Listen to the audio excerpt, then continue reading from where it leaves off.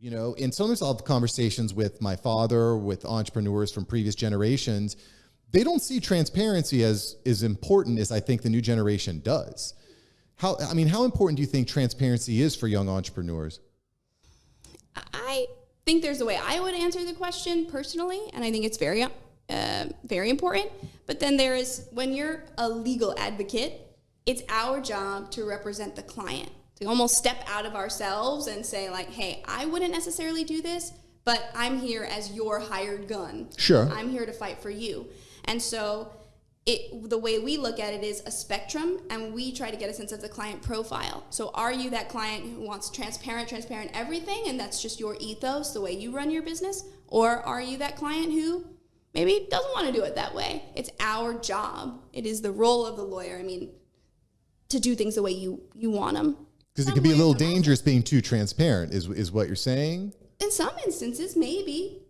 Depends on the business. I'm trying to think of an example where that could be true. Some instances, so listen, when I started my career, I was a litigator. So in court, handling business disputes, seeing what the side of contracts when things go wrong and people have to fight on it, which has actually been hugely instructive for me in how I advise clients now to avoid that place. But as a litigator, you think of every piece of writing and how it can be used against your company as evidence in a universe of hypothetical bad scenarios. And in some of those situations, transparency down to an apology could be, up in front of a jury showing how you screwed up.